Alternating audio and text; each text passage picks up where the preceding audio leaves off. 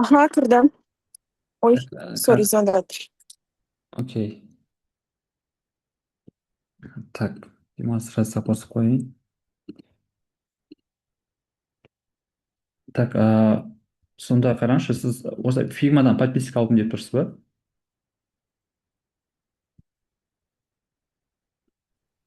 Айта беріңіз. Сіз фигмадан подписка алдым деп тұрсыз ба?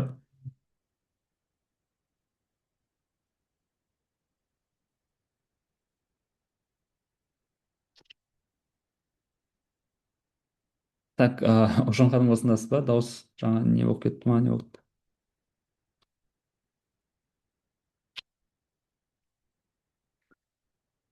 Так, қазір кішігірім күте тұрайық ұлжан ханымды.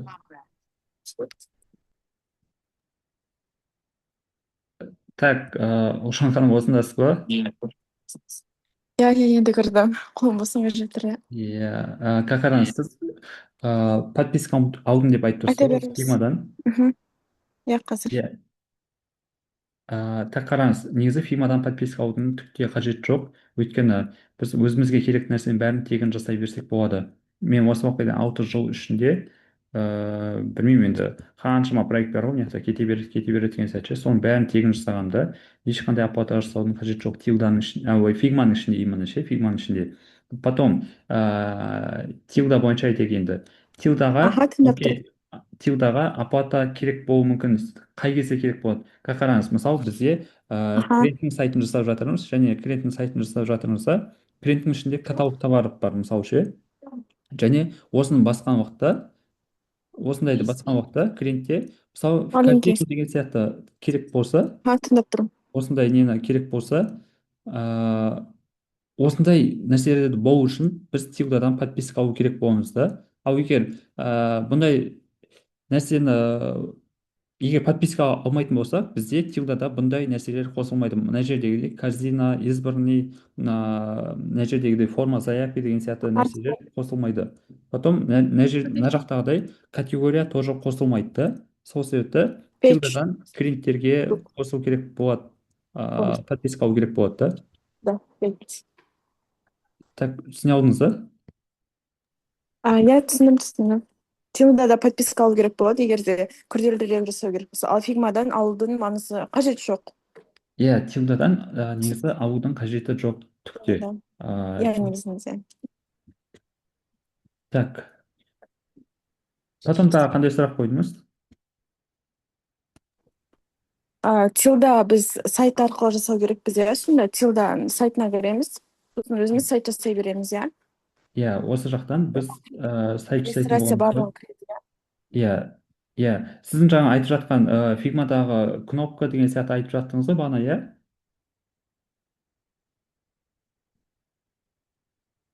Жаңа фигмадан біздің сайт жасауға болады ғой фигмада, бірақ ол өте қиын нәрсе да. Өте қиын дегенде қазіргі біздің нарықта пока қажет жоқ нәрсе да ол ше. И поэтому қазір сіз байқасаңыз, Қазақстан нарығында клиенттердің көбісі осы тилдадан сайтты жасап жатады да обычно ше. Сол себепті Все, түсіндім. бірден тилдадан жасай берген дұрыс сайттарды ше кейде ше. Түсіндім. А, Түсіндім.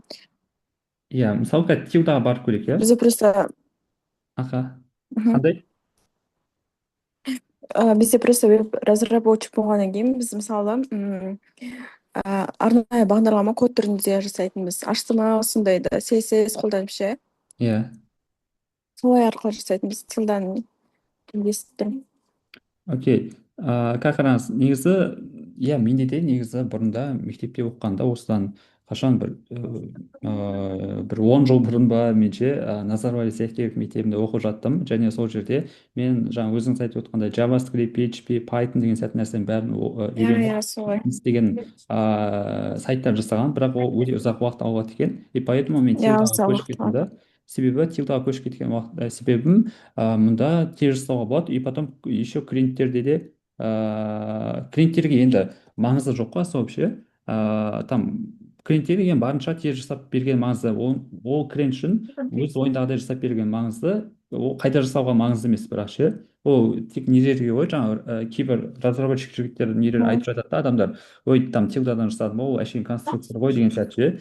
И біз просто ол біз ойланатын кезде просто клиенттің ойынша ойлануымыз керекпіз да. Сол кезде біз уже үлкендеу продажалар нелер алға беруге болады. Мысалы мына сайтты мен там 700 мыңға саттым деген сияқты ғой. И бойынша қарап тұрсақ, Солай ақша тауып алып болады нарықта. Осы сәтті сіз 700 мыңға жасап саттыңыз да. иә, қазір қараңыз, и потом плюс еще Вау. мына жақта товардың әрқайсысы қосылып неғып тұрмай ма, азайып тұрады, иә, потом бағасы өзгеріп Иә. тұрады деген сияқты. И кейбір товарды алып тастау керек болады деген сияқты. Сондай өзгерістер үшін бөлек оплата алып отырамын да клиенттен, мысалы ше, осындай өзгерістер үшін деген сияқты ше. Аха. Потом бұндай сайттар жасаған сайттарын көріп қой, потом мысалы мына жердегі Париж Виа сайты, парфюм сататын деген сияқты ше. И Аха, осындай да түсінді. сайттар деген сияқты кете береді. И осының бәрін жасай беруге Мгм. болады. Потом одан бөлек жаңағы фигмада нені жасай береміз ғой біз. Фигма А, ол сыртқы дизайн ғой, мысалы иә, клиентке көрсету үшін ғой, типа осылай болады деген сияқты ғой. аха, иә, біз солай жасай береміз. И потом мен қазір сізге потом плюс еще мынаны да көрсете салайын. Мысалы мен қазір мына нәрсені, мынау приложение ғой, приложениенің структурасын Мгм. жасадым. Одан бөлек осының дизайнын мен фигмада жасап жатырмын да. Бойынша мынау 3 Мгм. миллионға алған заказды. Бұны дизайнын тоже Мгм. неде Жасап жасап жатыр. жатырмын. Мгм. Фигмада жасап жатырмын да менше. Осы Дизайн дизайн. фирмада. Мгм. Ал Аха. оның приложениясын өзінен тилдада жасайсыз, иә? Жоқ, жоқ, мынау мобильный приложение ғой. Бұны басқа разработчик жігіттер жасайтын болады да, А, басқа немен. Мен все қазір түсіндім. структурасымен несін жасап беремін. Аха, түсіндім. Дизайн деген сияқты. Иә, иә, түсіндім, дизайн. Фигма арқылы. Аха. И әрі Осылай қарай түсінікті. осылай болады. Так, сұрақтарға жауап ала алдыңыз ба? Иә, иә, все, рахмет. Тағы Көп. сұрақтар бар ма? Жоқ. Окей.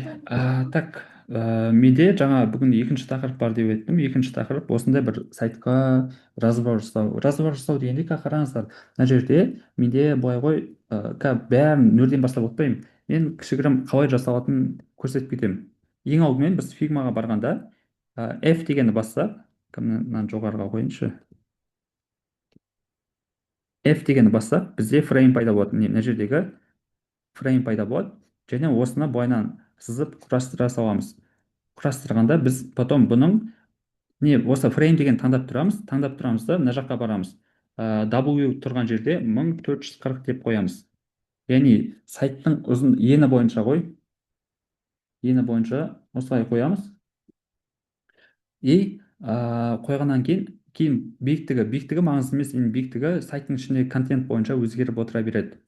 Былайынан қойып аламыз. Енді дәл осындай сайт жасау үшін біз примерно қазір тұрамыз да, shift және R дегенді басатын болсақ, былай жазып көрсете салайыншы. Ноутбугіміздегі shift, потом R деген нені бассақ ше, бізде мен осыны басам, менде төбемде мынадай нәрсе пайда болды. Енді бұл нәрсе не үшін керек? Мен қазір примерно 70 деген, қараңыздар, мен қазір мына төрт бұрышын алдым, мынаның басында ректангл дегенді алдым, былайынан қойдым, потом мына жерде осыны ұстап тұрдым да, h деген жерде, h деген height, яғни биіктігі 70 деп қойдым, потом үстіне апардым.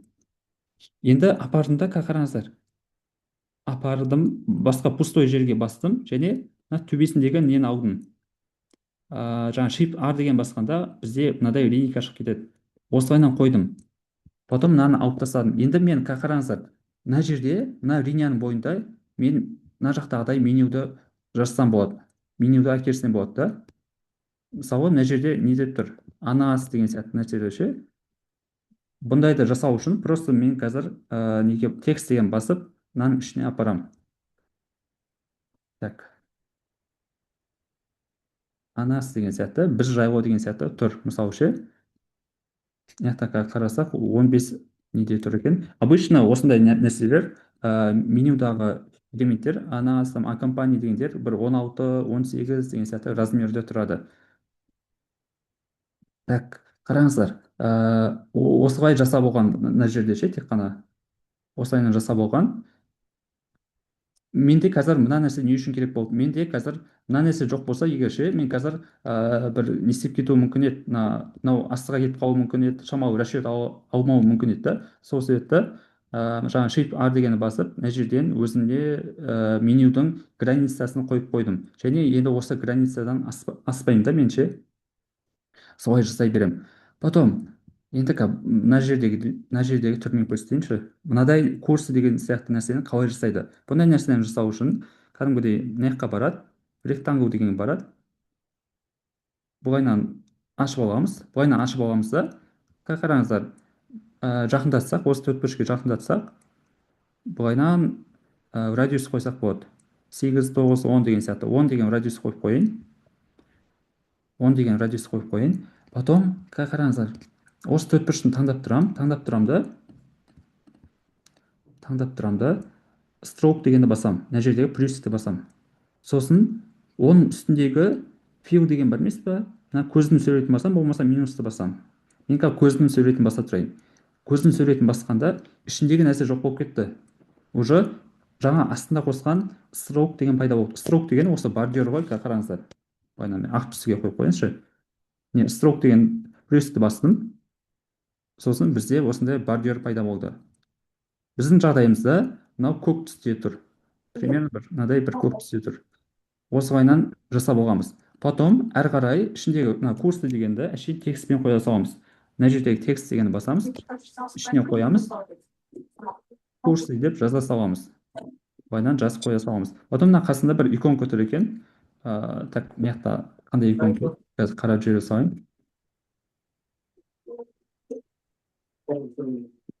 Так, мен, по-моему, Мейтон-Хилдадан алдым мына сайтты.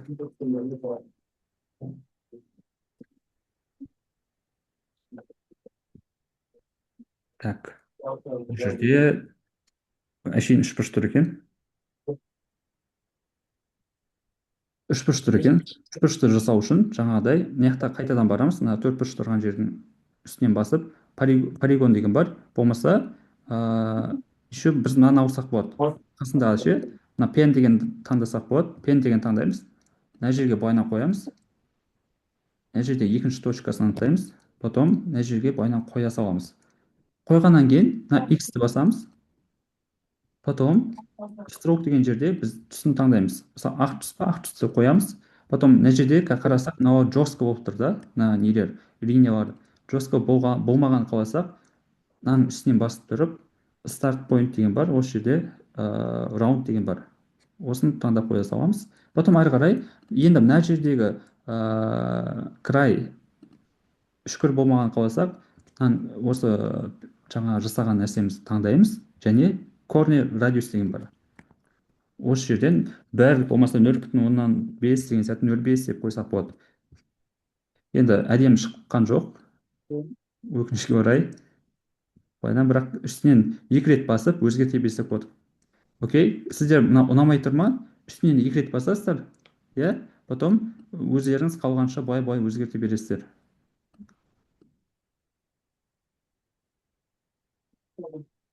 Былайынан қойдық мысалы. Яғни сіздерде уже мына нәрсе жайлы понимание бар, иә? Уже қалай жасайтынын сіздер түсініп тұрсыздар. Әрі қарай мына нәрсе енді логотип қой, одан кейін клиент өзі жібереді. Бұл нәрсе жайлы қазір тоқталмай ақ қояйын. Логотип. Мына нәрсе тоже жаңағыдай, жаңа жасадым ғой мен. Просто төрт бұрышты аламыз. Былайынан қоямыз. Үстіне жақындатсақ, радиус деген шығады. Мысалы мен 10 деп қойдым. Потом дәл осындағыдай түс болған қаласақ біз ше, иә, мына төрт бұрышын таңдап тұрамыз, fill деген жерге барамыз, және осы жердегі пипеткінің сурет бар. Осын басып, мынаның үстінен апарамыз. Бізде дәл осындағыдай түс болып кетті ше. Енді әрі қарай текст жазылу үшін мына Т деген тұр. Осын басып жаза саламыз ғой. Попробуй. Бесплатно. Бесплатно. Осылайынан жазып қойдық. Так, бұл нәрсе осылай жасалады. Ал мыналар жаңа айтқандағыдай әшейін тексттер. Бұл бойынша ешқандай қиындық жоқ деп ойлаймын. Так, осы жерге дейін түсінікті болып жатыр ма? Қазір сұрақтар бар ма? Түсінікті, түсінікті. Окей. Сұрау сол. Енді әрі қарай кеттік. Әрі қарай мынадай нәрсені жасау үшін біз тоже үлкен бір үшбұрыш алға саламыз. Үлкен бір мынадай бір үшбұрыштың алдық. Мысалы, қанша бір 1400 деп қояйық. Және қараңыздаршы, біз мына фреймнің ішіне төртбұрышын сызып жатырмыз ғой. Сызып болғаннан кейін дәл ортасына барғанын қаласақ, мына жерде alignment деген бар. Осы жерден мына ортасындағын басамыз, мына жер дегенше. Сол кезде қақ ортасына түсетін болады. Осылайынан мысалы сызып қойдық. Әрі қарай тоже радиусты мына жерден қойсақ болады. Болмаса осы төртбұрышын таңдап тұрып, мына жердегі corner радиус деген бар. Осы жерден мысалы 30 деп қояйын. Осы жердегі радиуспен өзгерте берсек болады. Так, әрі қарай кеттік. Әрі қарай кетсек, біздегі мына түсі бір керге емес, әртүрлі түсте тұр. Мысалы, мен қазір мынаны бастым, мына төртбұрышын бастым, және fill деген жерге барып, жаңадай пипеткамен мына артта тұрған бір жасылдау түсті таңдадым. Окей, таңдадым. Енді әрі қарай бізде қарасақ, мына жерде бір өзгеше түсте тұр. Бұндай нәрсені қалай жасаймыз? Бұндай нәрсені жасау үшін мен қазір мына нәрседен бастайын. Мына нәрсені көрсетіп бастайын. Қараңыздар, біз бұндай нәрсені жасаудың бірнеше жолы бар. Мен қазір төртбұрышпен жасаудың жолын көрсетемін. Не? Fill деген жерге, мына жерде төртбұрышын басып, rectangle деген таңдаймыз. Және былайынан примерно сызып аламыз. Окей, сызып аламыз. Сызып алғаннан кейін осы төртбұрыштың үстінен 2 рет бассақ, не? 1, 2 рет басамыз. Және мынаның бір жағын, мына жерде қарасаңыздар, былайынан қисық кеткен. Қисық кету үшін былайынан мына жағына апарамыз. Қараңыздар, төртбұрыш тұр. Төртбұрыштың үстінен 1 рет бастым, потом тағы да 2 рет бастым. Сосын бізде мынадай өзгеше болып шығып кетті. Мына бір жағын мына жаққа апардым. Окей, мына жаққа апардым. Потом мына жерден қарасақ, мына уже былайынан кеткен. Бұндай болу үшін мен мына бұрышын, мысалы, мына жаққа апарайын. Мына жаққа апардым. Мына жаққа апардым. Жоқ, олай емес, ойын айтам. Мынаны просто ойнан сәл алмастырдым. Және ортасына барсақ, бізде тағы да бір дөңгелек тұр. Осыны басып, былайынан өзгертсек болады. Біздше былайынан мына жағына өзгертсек болады. Мына жердегідей тұрғандағыдай. Мынаны тағы да мына жаққа апарайын. Және былайынан өзгерттім. Және әрі қарай мына жерде былайынан кеткен былайынан кеткен. Бізде олай шықпайын деп тұр. Сол себепті мына дөңгелекпен, мына ең астындағы дөңгелектің ортасына апарсақ, біздше тағы да бір нәрсе шығады. Тағы да бір дөңгелек шығады. Осын бастырып, мына жаққа апарамыз. Примерно ұқсап келе жатыр. Мына жаққа апарамыз. Окей. Потом үстінен басып жібердік. Үстінен кетіп қалды. Сосын қараңыздар. Түсін примерно таңдап қоямыз. Fill деген жерге барамыз. Мына жерде қарасақ, не екен бізде градиент тұр. Яғни fill деген жерге барамыз. Және осы жерден біз мына жердегі градиент деген таңдаймыз. Мына solid деген қасына градиент деген тұр. Градиент деген тұр, иә. Енді мына бірінші түс. Не? Мынау. Осыны басам да, пипетканы басып, мына жақтағы түсті таңдаймын. Потом мына түсті таңдаймын, мынаны таңдаймын да, мына жақтағы пипетканы басып, мына екінші шеттегі түсті таңдап қоямын. Әрі қарай не істеймін? Әрі қарай тағы да осы ненің үстінен басам, төртбұрыштың үстінен басам да, corner радиус деген бар. Осыны көбейтемін. 1, 2, 3, 4, 5, 6, 7 деген сияқты былайынан көбейтемін. Қарасаңыздар, примерно шығып тұр, осындағыдай шығып тұр. Егер дәл осындайда шығып тұрмаса, сіздер қайтадан үстінен басасыздар да, былайынан өзгерте бересіздер. Смело. Өздеріңіз қалғанша былай өзгерте бересіздер. Ол бойынша ешқандай проблема жоқ. Мен қазір бірінші жолын көрсеттім, иә. Тағы да бір жол бар. Ол қандай жол? Ол жаңа pen деген арқылы. Қараңыздар, pen дегені бастым.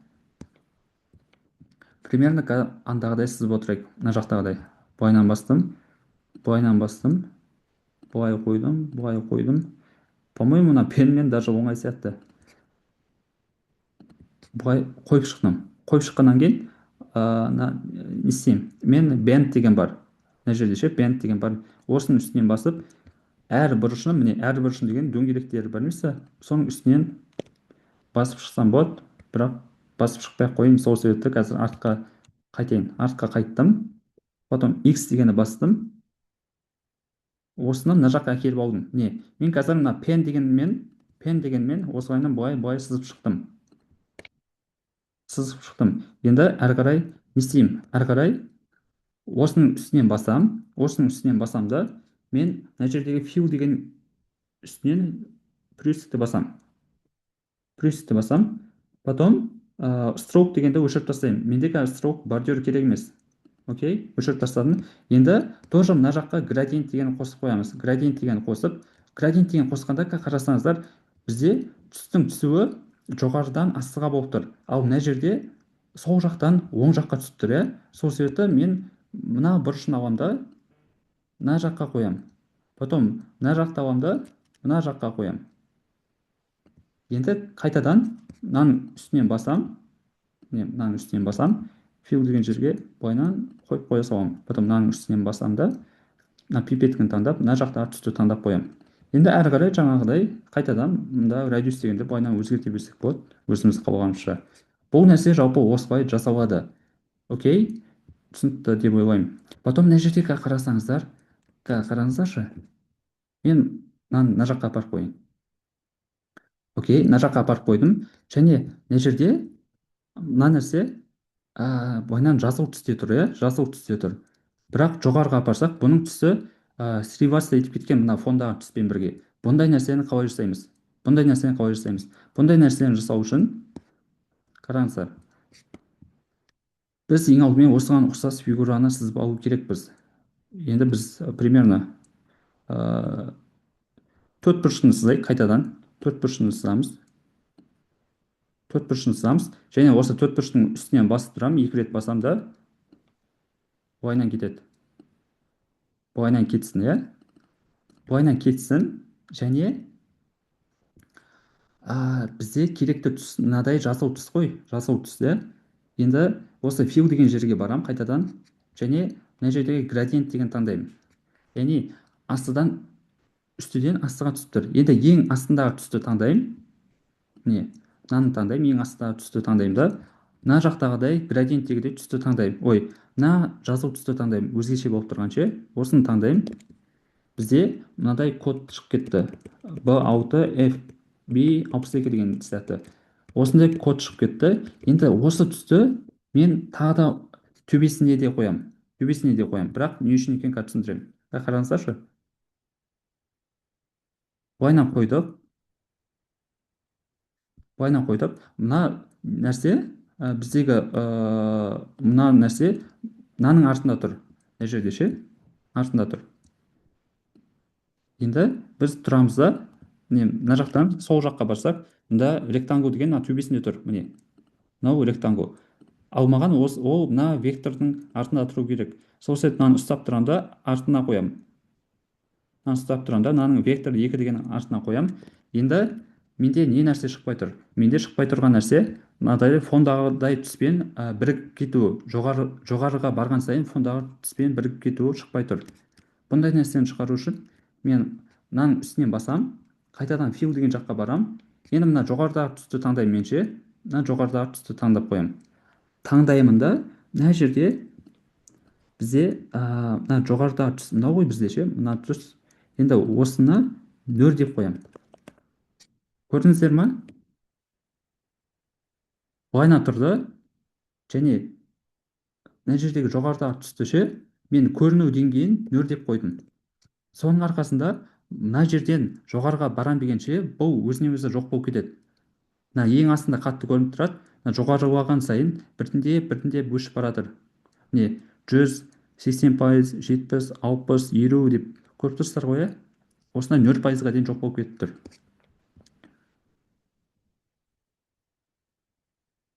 Жалпы осылай жасалады бұл нәрселер. Так, сіздерге түсінікті болып жатыр ма? Мен көп сөйлеп кеткен жоқпын ба?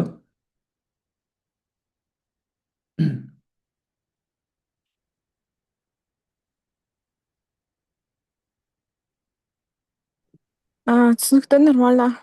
Бірақ әрбір детальдарын жасау көп уақыт алады екен.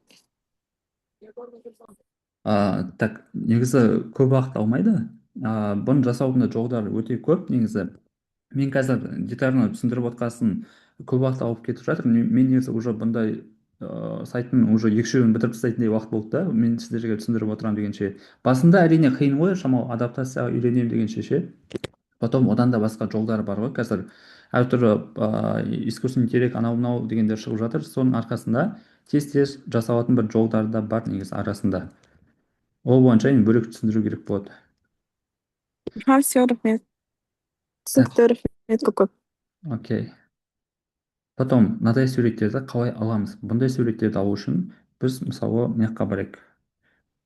Мына жақта FreePic деген бар.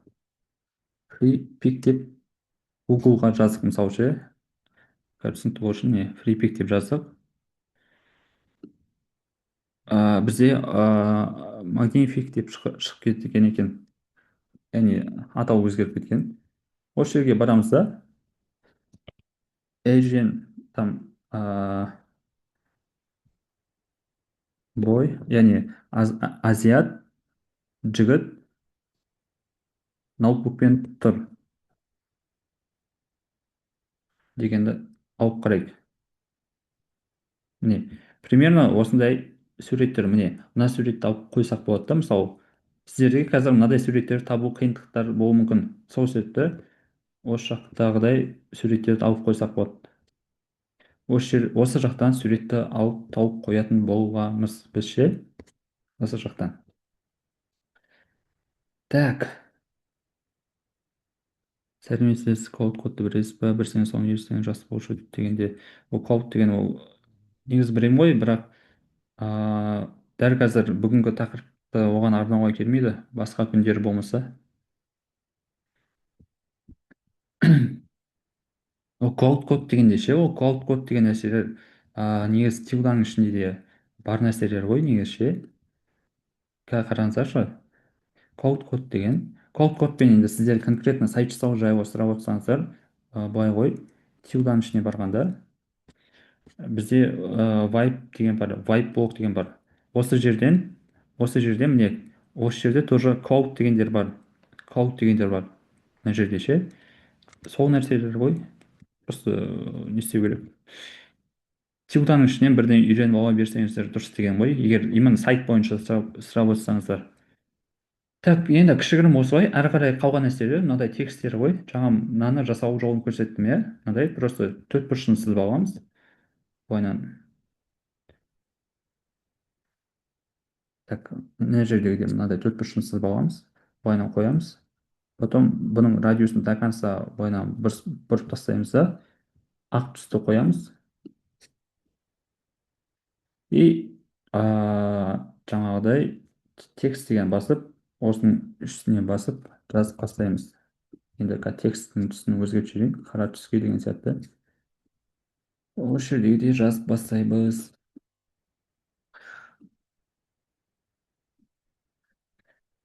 Так, кішігірім айтайын деген тақырыбым осы негізі менің екінші тақырыпта. Сіздерде де сұрақ бар ма жоқ па білмеймін, енді қазір сұрақ болса сұрақ көрсеңіздер жауап беретін боламын. Чат.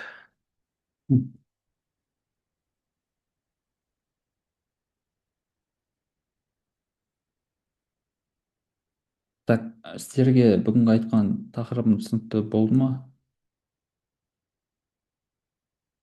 Егер қандай да бір сұрақтар болса қазір қойсаңыздар жауап беретін боламын.